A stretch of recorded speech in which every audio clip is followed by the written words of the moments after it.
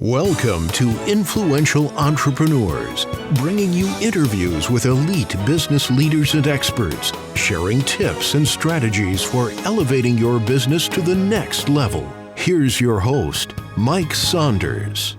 Hello and welcome to this episode of Influential Entrepreneurs. This is Mike Saunders, the Authority Positioning Coach. Today we have with us Billy Wease, who is a health and wellness expert and founder and CEO of OptiYou RX. Billy, welcome to the program. Thank you, Mike, very much. Hey, I'm looking forward to learning from you because you've got a really unique approach to health and wellness and the pharmacy industry. So I want to learn all about how you serve your clients, but get it started with what's your entrepreneurial journey been like to this point in your career? Yeah, so Mike, when I was 14, I decided I wanted to become a pharmacist. And in my mind at that time, a pharmacist helped people get well and stay well. And so my last semester of pharmacy school at the University of North Carolina in Chapel Hill, my phone rang one evening, and it was a phone call that I got just about every week. And it was from my grandmother, and I called her Granny. And I spent a lot of time with Granny, growing up. And yes, Granny, I'm eating well. Yes, Granny, I'm sleeping well. Yes, Granny, classes are going well. And I'm only a few weeks from graduation. When I get home, you said you'd make me my favorite meal, your meatloaf. And then that was the normal conversation that we always had. And then it turned to, I've been diagnosed with cancer. And, I'm sitting 3 hours from Granny and, tears rolling down my eyes. And I was like, Granny, I wish I could reach out and hug you. I don't know what to do. And so the more I sat there and we talked, I was like, I'm getting ready to graduate from the number one pharmacy school in America. Surely I can be of some assistance. So I'm going to come take you to your doctor's appointment. And at the doctor's appointment, the doctor said, you have this kind of cancer, you need this chemo and this radiation, and you need it now. And so I asked the oncologist, I said, Mr. Oncologist, what else can we do to help Granny have a better outcome? And it was one of those moments that I'll never forget, Mike, and it was absolutely nothing. Wow. And so I'm thinking, here I am, thinking that I'm going to school to learn about health and wellness, and I don't even have the first clue how to help Granny. So it really started my wheels turning that something wasn't right. And so after I graduated a few weeks later, Granny had started her chemo and radiation. It was, people have been through it, and I really feel for those folks because it was not, there was nothing pleasant about it. There was nothing fun about it. She went from working 40 hours a week at the sock mill to, we're changing her diapers. And Granny was the person who wanted to do everything for everybody. So for her to be in that spot was, it was tough on her. It was tough on everybody, of course. And so she died just a short time after that. And that's when I decided that I could not keep doing pharmacy that way. I was like, this is not what I signed up for. This is not what I had in mind. There's no way I'm going to do pharmacy the way I've been doing it and watch Granny. Because at the time I was working at Ecker Drug, and, I would see multiple Grannies come in every day.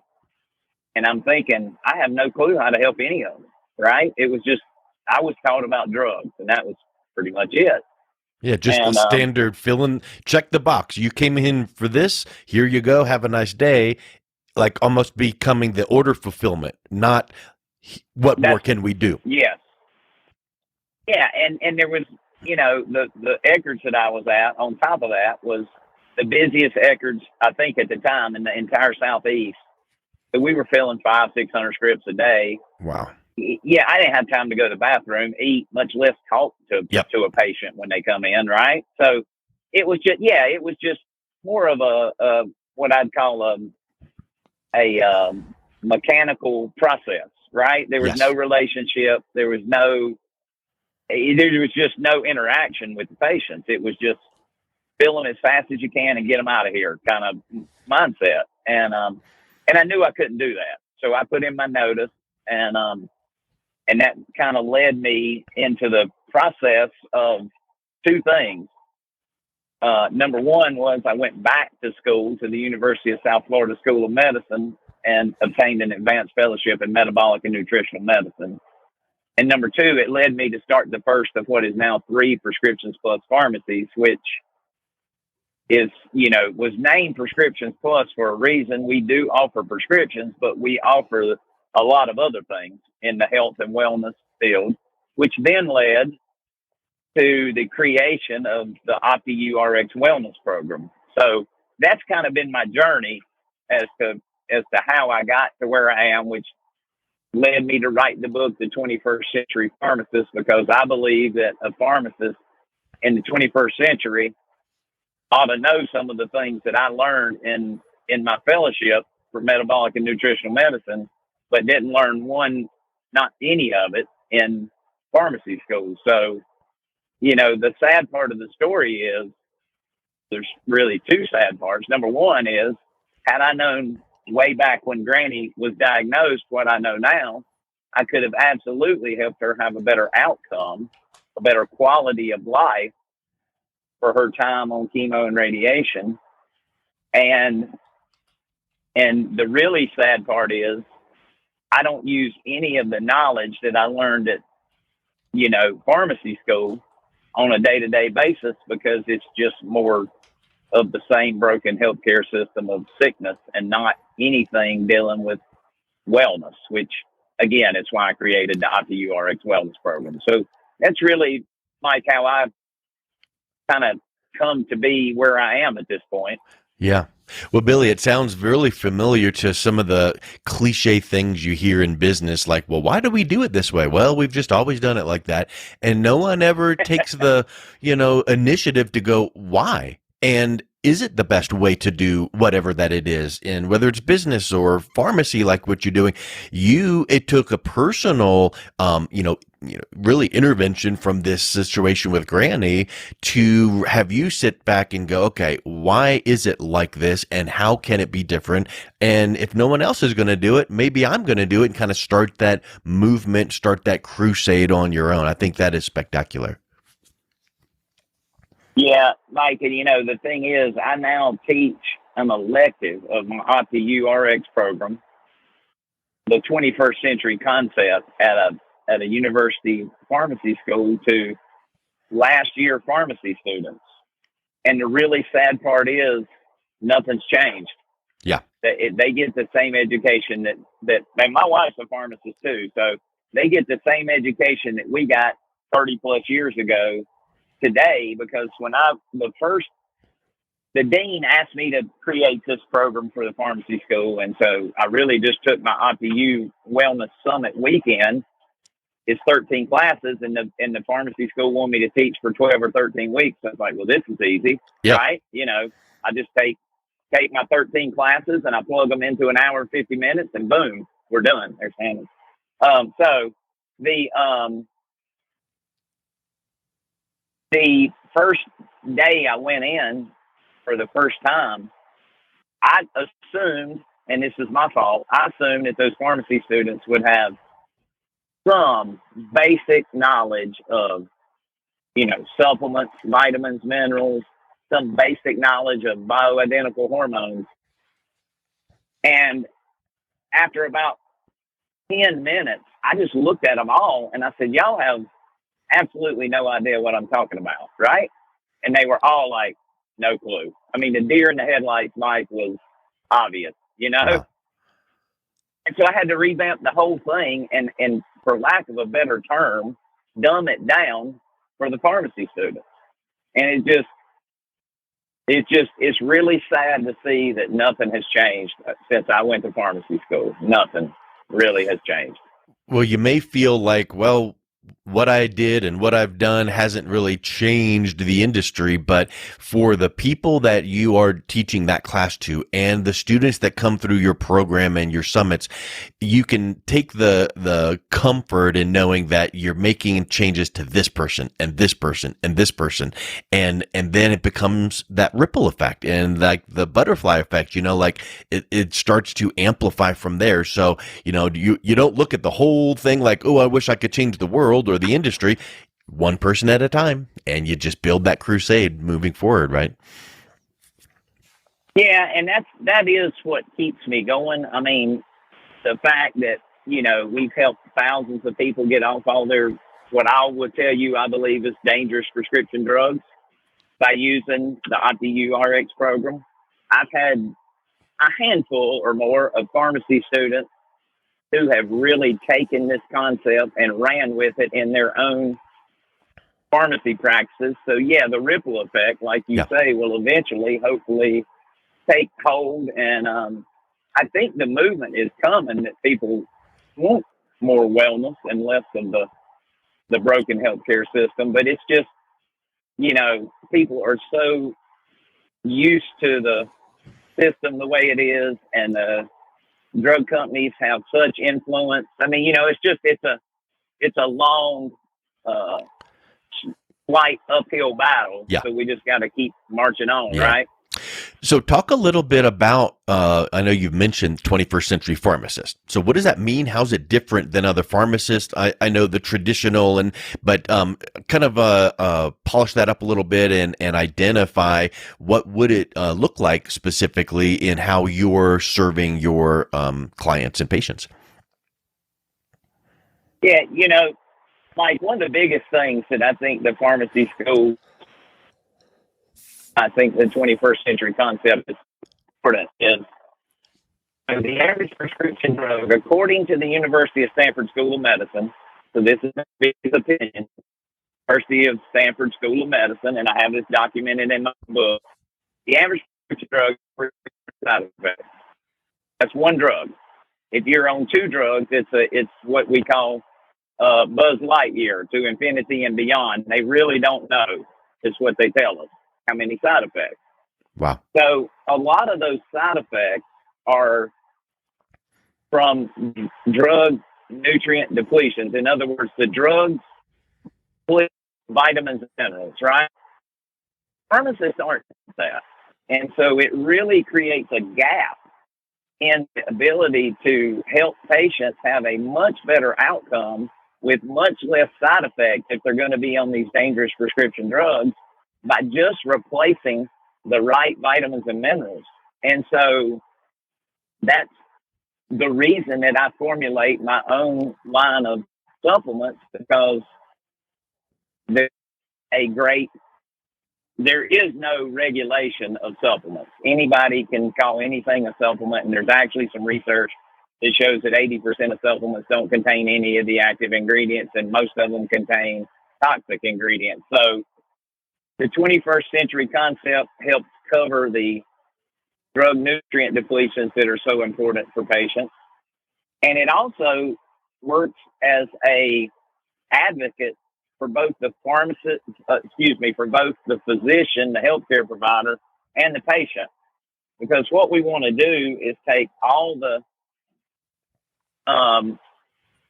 problems that people are having and work together as a team, as a healthcare team, right? It should be what I call the triad, the triangle of the patient, the pharmacist, and the doctor working as a team. And I'm afraid, again, in this mechanical system, there's no interaction typically on a daily basis between the three.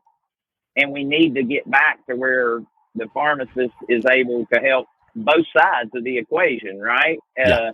If the doctor has a question about an interaction or an allergy or any of those kind of questions, they can call the pharmacist. If the patient has a question about an interaction or an allergy, they can call the pharmacist, right? And it's not that way in the model. And it's not necessarily the pharmacist's fault. It's what they're taught in pharmacy school. It's what the physicians are taught in medical school. It's what what the industry standards, like you said, we've always done it this way kind of Yeah. idea. And, Yeah. my daughter is in TA school right now. And I always tell her, because she obviously grew up in the wellness oriented mindset of our house and knows my OptiYou program backwards and forwards.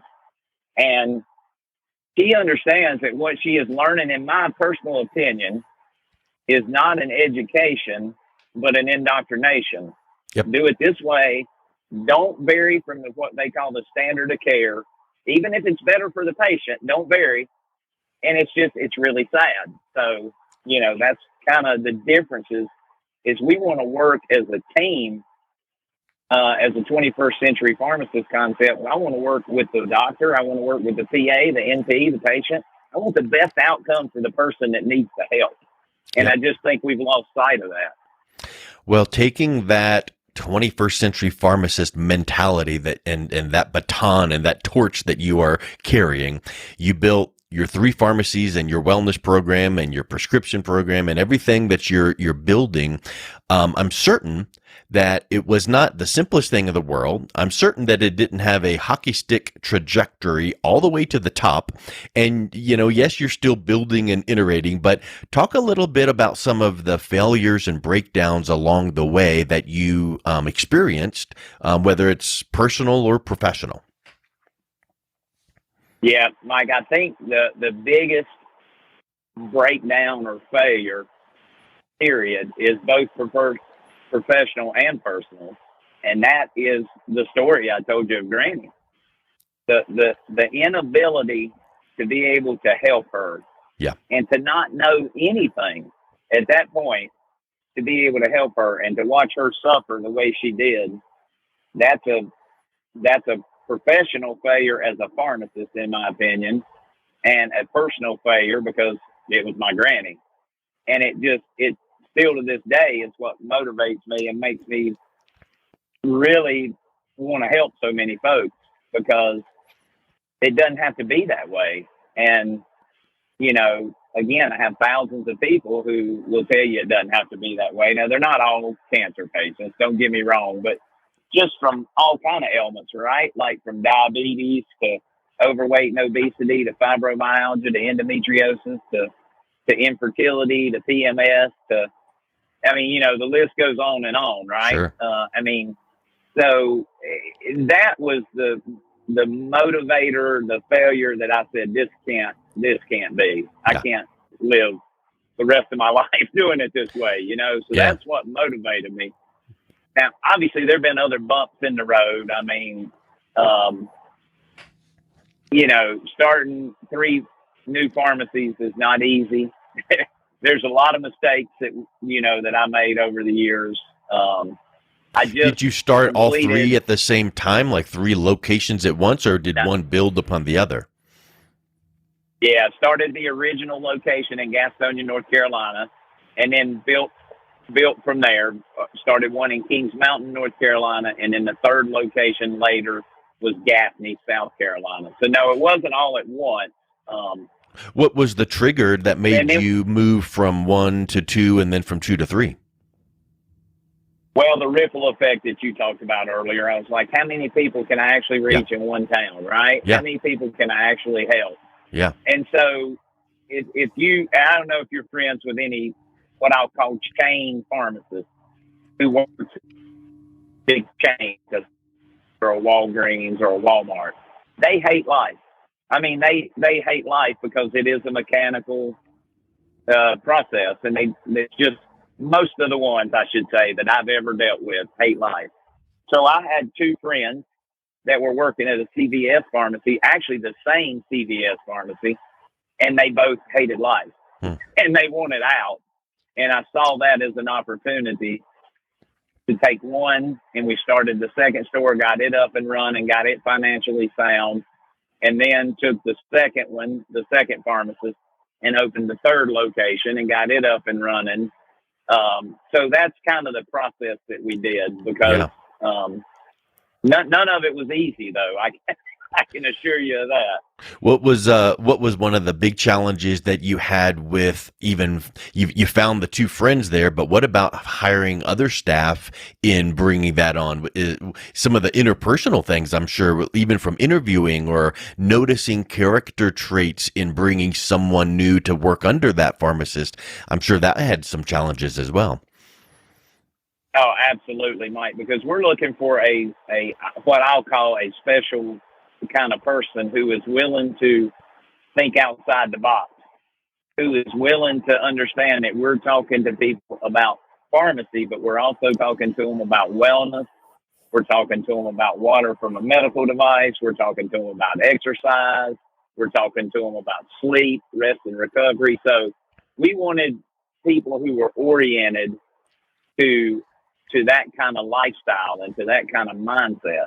And that does certainly limit the pool of people that we have to choose from. So we're pretty particular when we're looking for other team members. It takes some pretty tough effort to find the right person. I'm in the process of opening a direct primary care medical clinic because I just built a new location for my original Gastonia store where we got all our compounding. We have the most up-to-date, state-of-the-art compounding lab anywhere I know outside of like a hospital. And we're trying to start a direct primary care concierge clinic, and we got to find the right healthcare provider, right? So that's what we're fighting now is how do we find a healthcare provider who has been indoctrinated in their education, but is willing to look outside the box at bioidentical hormones and supplements and, just an overall wellness concept, along with being a really good prescriber of drugs when they are necessary, not just because everybody thinks they need a drug, right? Well, the traditional training, from what I'm hearing you say, the traditional training is necessary to give you the credentials to do what you need to do. And then you need to be open to some of the opportunities that you're mentioning here and going, okay, now how can I amplify and polish up my traditional training with the 21st century mentality?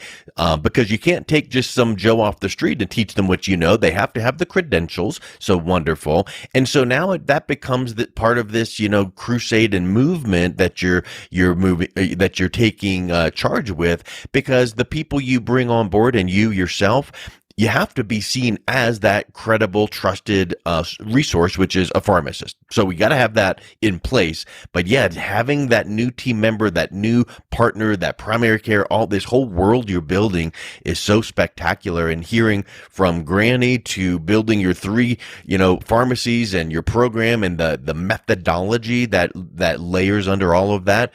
Certainly, we've touched on a few of these challenges. How has faith played a role in moving through and overcoming these? Yeah, that's a really good question, Mike. And as a Christian, I believe that God puts us here with a purpose, right? And I believe that has led my path to be able to educate people and help them make better decisions on their health. So it's played a huge role for me. And that gives me the peace of mind also to know that even though Granny is gone from here and has been, she's in heaven in a much better place because she was a believer also. So that's the ultimate, goal is to fix their spiritual health, but that's not necessarily what I concentrate on primarily. But I think it comes out that, we're a Christian-based business, we're a Christian-based folks, we're a Christian-based organization. So I think we live that example, and people see that and know that. On my weekends, for example, when I'm teaching my OptiYou Wellness Summit, we actually eat a meal together and we say a prayer. I say a prayer before we eat, and just things like that maybe today would be considered, I don't know, by some offensive, or, whatever they say, about Christians, Yeah, carrying on Granny's spiritual legacy. Yep, for sure. That's awesome. So, some of the successes that you have achieved has become apparent and only available because of the breakdowns and challenges. So, talk a little bit about how even looking back on those challenges led you to even more success. And if you were to look back and go back, how could you have done things even differently to accomplish even more success given the challenges that you overcame? Oh man, what a great question. I think that motivation is pretty easy. I'm a type A driven person, so if you tell me I can't do it, I'm gonna try to do it even more. And so when the oncologist that day said absolutely nothing, I was determined that there had to be a different way, right? And so that was my first motivating factor that kind of snowballed to me opening the first pharmacy and going back to the University of South Florida School of Medicine and doing all those things. If I had to do it all over again, there's no question that I would have started the process of creating the wellness program much earlier. It was so much effort with, a wife and 3 kids to do all this traveling.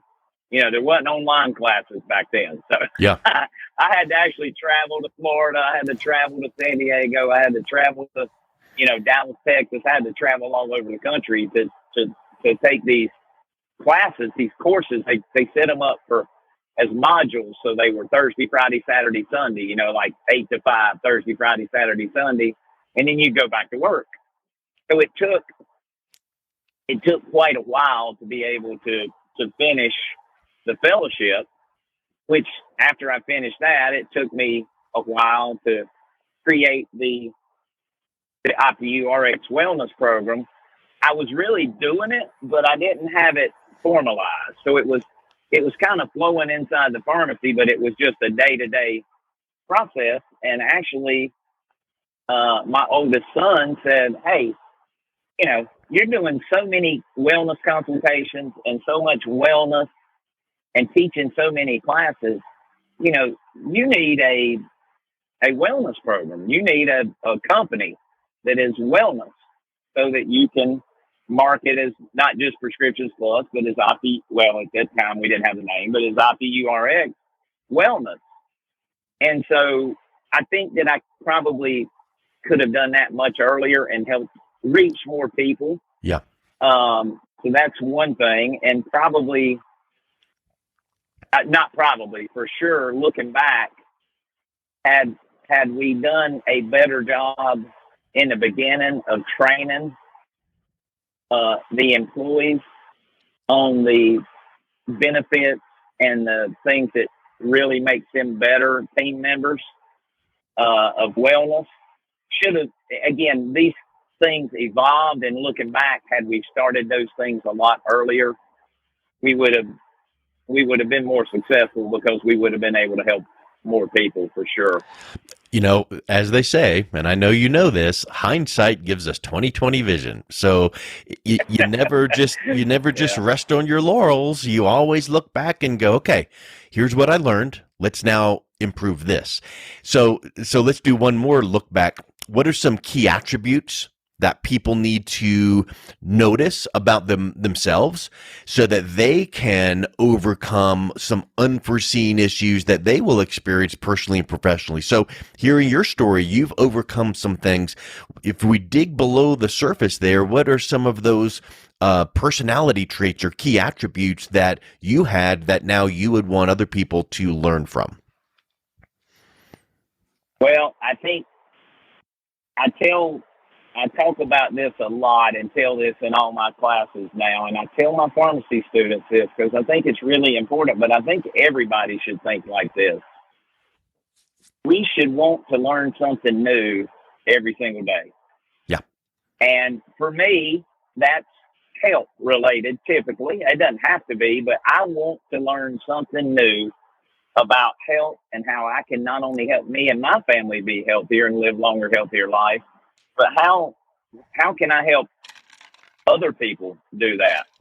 So curiosity and that will to learn to me is a key component.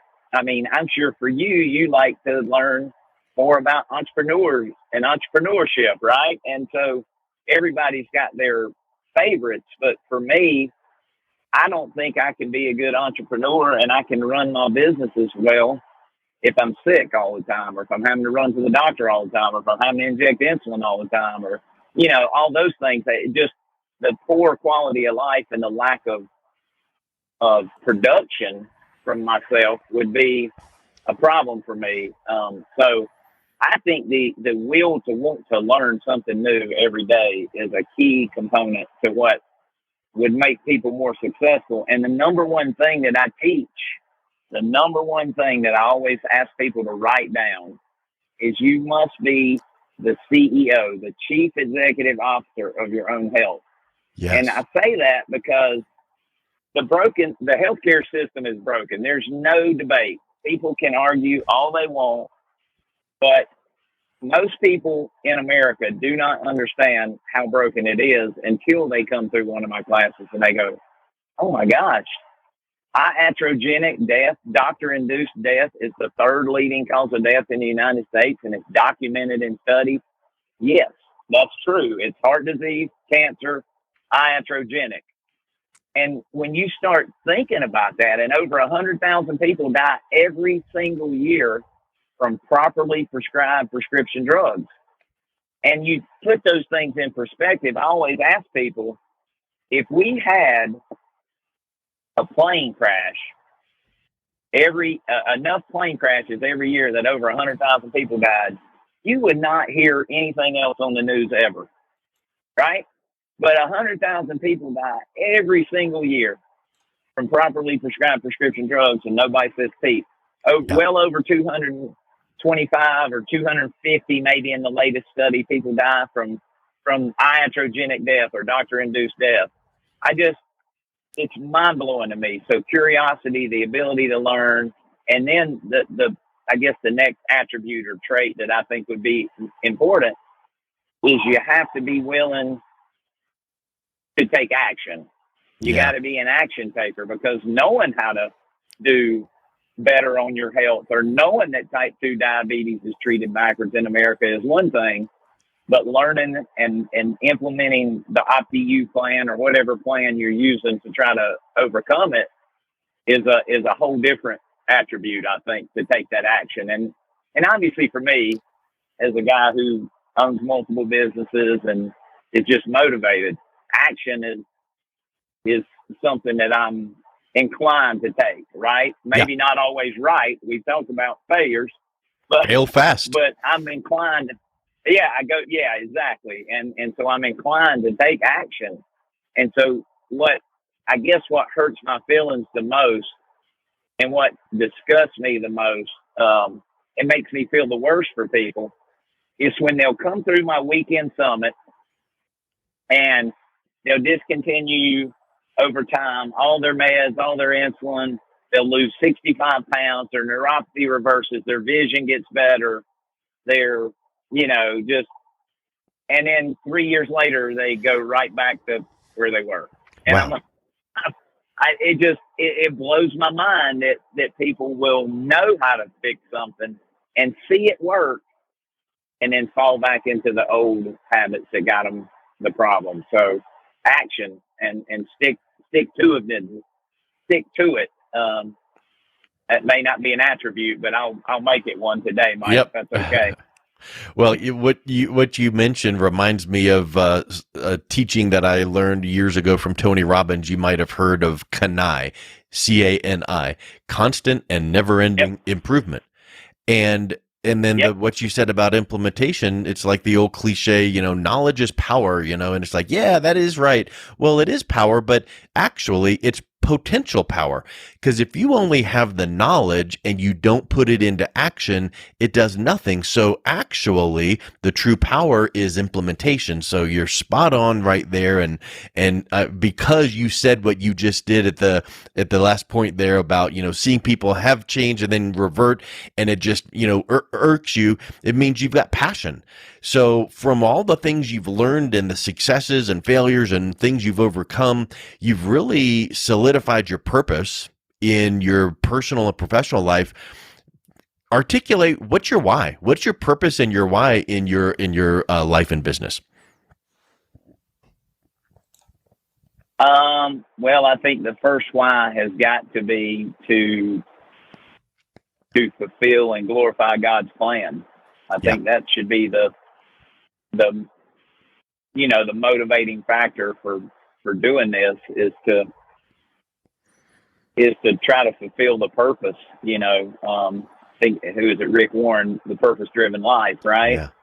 And so, if you don't have that purpose, I'm not sure how you are motivated, right? Or what does make you get up in the mornings and do it all again when you know it's difficult and it's hard and some people are not going to listen, right? And you watch it and you get frustrated. So I think you have to have that purpose of fulfill the plan that God has set before you, the path, and try to do your best at that.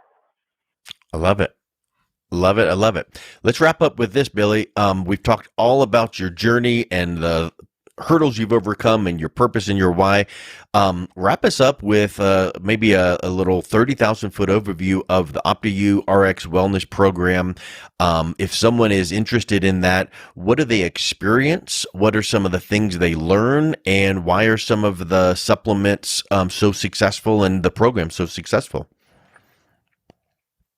Okay, sure. So the OptiYou RX Wellness Program, has multiple layers, but the ultimate thing to do is to attend either in person or virtually the OptiYou Summit, which is where I teach the 13 classes on health. And the OptiYou program it's not really complicated. In my personal opinion, it's pretty easy. It's based on 5 pillars of health: God-given quality foods, the world's best nutritional supplements, water from a medical device, science-based exercise or movement, and rest and recovery or sleep. The problem in lies in people don't really know what the science says about those 5 pillars. And so we dive deep into each of those 5 pillars. We go through the science. The entire program is based off science, just as the supplements you mentioned that go or part of the OptiYou RX entire realm of wellness. They're based on science, and that's why people know them. That know it as soon as they start using it, it works. They notice their headaches are gone, or their blood pressure is improved, or their restless legs are gone, or their just whatever. Because I'm basing it on science and not on hype and not on poor quality ingredients, but the things that God intended to be in our body need to be in there in sufficient amounts. So if people are willing, the best option is to invest in their health, to be a good CEO of their own health by attending the 13 classes, because they will walk away with everything they need to be optimally healthy. They will know exactly what to do. Now, it'll be up to them to implement it, and we try to help them implement it, but they will walk away with the knowledge, with recipes, with my book, with the 13 classes, with a guidebook that we give them for each of the classes. So we really have tried to make this program as comprehensive and as turnkey as possible for somebody to be the CEO of their own health. And so that's the ultimate, which, they can get information on a wellness workshop, which is a complimentary class that I do that will give them an overview of the program, and some reasons as to why they may consider taking it, obviously. And they can get all that at my 360 site, which is just billyw360.com. There's not a class scheduled right now because I just did one, but we'll have one scheduled in the next, week or so. And then my next OptiYou RX Summit is coming up the 3rd week of October. So that's a Saturday and a Sunday where we do the 13 classes. Well, Billy, did I answer everything you asked me there? You did, and I just really love that admonition to be the CEO of your own health and take charge and learn as well as implement. So that's just such a great mindset. And so I would encourage everyone to check out the summit at billyw360.com. And I'll make sure that that's also in the show notes so that people can click on that as well. Billy, I just really loved and resonated with your message and your mission, and really appreciate you coming on today and talking about your business. And thank you so much for your time. Oh, thank you for having me, Mike. I really appreciate it. You've been listening to Influential Entrepreneurs with Mike Saunders. To learn more about the resources mentioned on today's show or listen to past episodes, visit www.influentialentrepreneursradio.com.